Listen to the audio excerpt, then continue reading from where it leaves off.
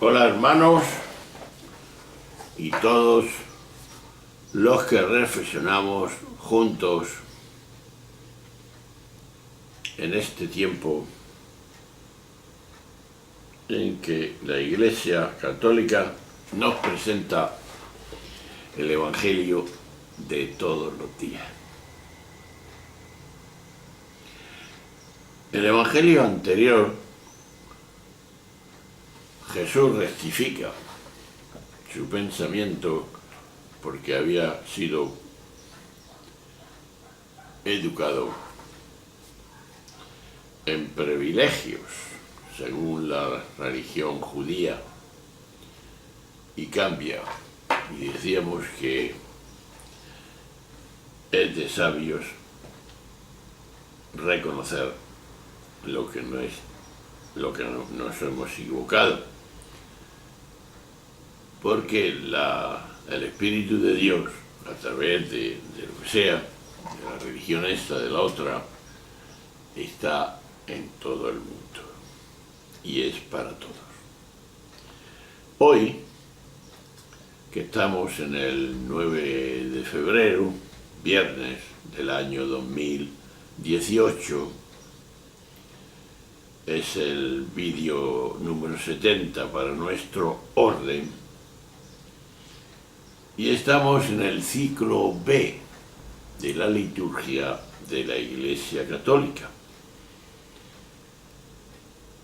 Y es Marcos, en el capítulo 7, del 31 al 37, nos dice esto.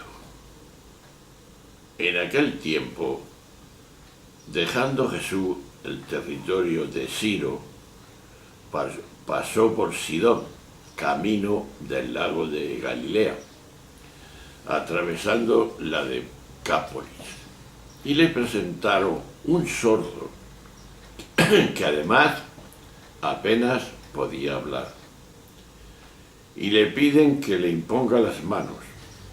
Él, apartándolo de la gente, a un lado, le metió los dedos en los oídos y con la saliva la tocó la lengua. Y mirando al cielo, suspiró y dijo: Éfeta, esto es, ábrete. Y al momento se le abrieron los oídos, se le soltó la traba de la lengua y hablaba sin dificultad. Él les mandó que no lo dijeran a nadie, pero cuanto más se lo mandaba, con más intensidad lo proclamaban ellos. Y en el colmo del asombro decían: todo lo ha hecho bien, hace oír a los sordos y hablar a los mudos. Las prácticas de sanación en la antigüedad atribuían un papel importante a la saliva, por cuanto se creía que era aliento condensado y, en último término, vida. En su uso se buscaba comunicar vida y salud a la persona a la que se le aplicaba. Tras el relato de curación, Marcos combina dos temas muy queridos para él.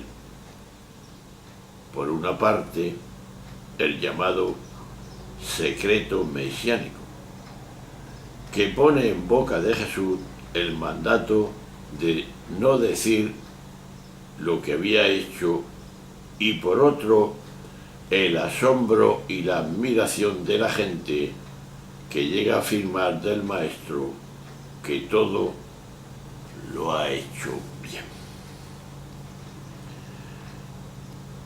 ¿Qué necesitamos aprender? Pues necesitamos aprender a oír y hablar. Quizás tengamos que decirnos a nosotros mismos: éfeta, como le dijo al sordomudo, para crecer en el arte de escuchar y de la palabra ajustada. En ambos casos se requiere ejercitar la atención, o mejor aún, ser atención, ser presencia. Porque la escucha profunda implica estar completamente volcados en la otra persona, acogiendo lo que nos dice, para permitir que su palabra cale en cada uno de nosotros. Hablamos ajustadamente cuando lo hacemos desde nuestra verdad completa, bien conectados con lo que realmente somos. Cuando eso se produce, tanto la escucha como la palabra resultan liberadoras.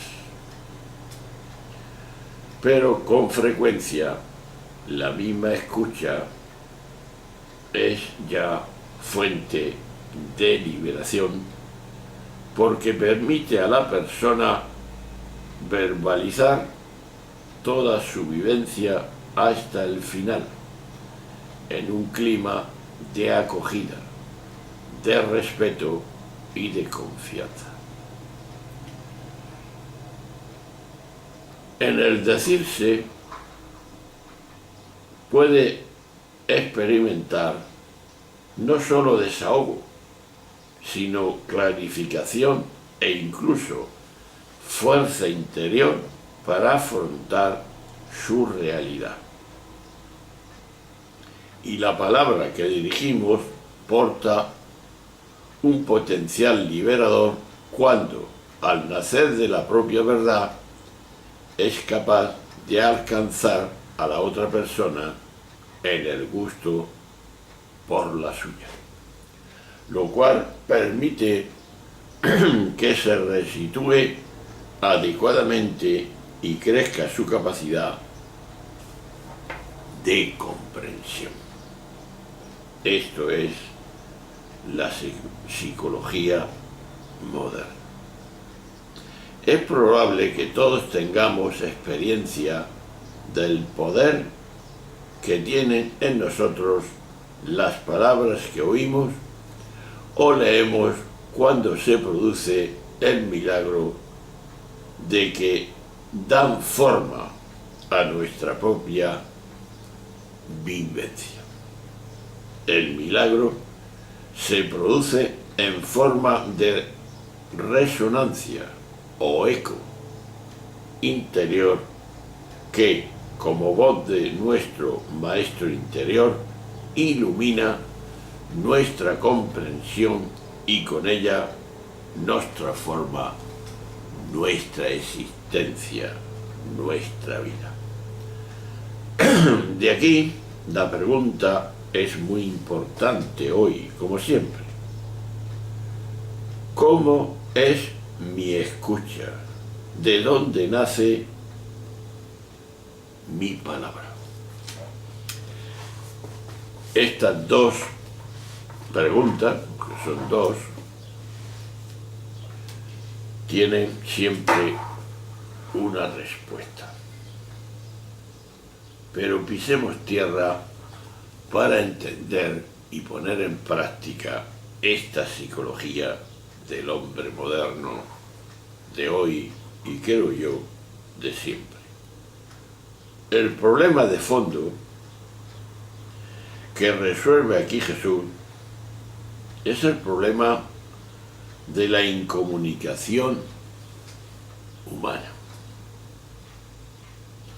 Y lo resuelve en la Decápolis, una región cuya localización no se puede precisar con certeza. De ahí surge una pregunta. ¿Fue un error de Marcos? ¿Es un error nuestro? Pues eso que estamos preguntándonos importa poco en este punto concreto. ¿Qué es lo que importa? ¿Qué es lo que interesa? Lo que interesa es que Jesús, a su paso por una región, probablemente de Siria, resuelve simbólicamente el problema de la incomunicación entre religiones y culturas. Es decir, la incomunicación que se simboliza en un hombre que era sordo y mudo, no oír y no poder hablar, es vivir incomunicado. Además, la sociedad de los medios de comunicación, los de hoy, los de siempre, pero hoy más todavía, es la sociedad, y parece una contraposición, de la incomunicación. ¿Por qué? Primero, se nos oculta la verdad de lo realmente que ocurre y se hace insoportable la incapacidad de empatizar con el otro, ponerse en el lugar del otro. Y así, el aislamiento en que viven muchas personas es aterrador.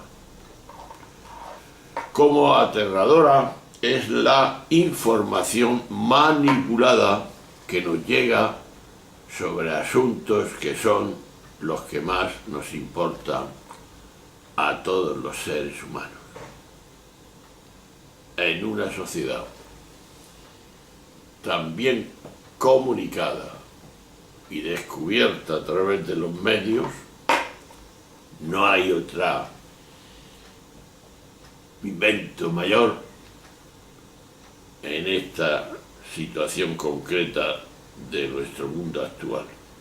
Es maravilloso lo que pasa en Indochina. En un minuto te enteras de todo.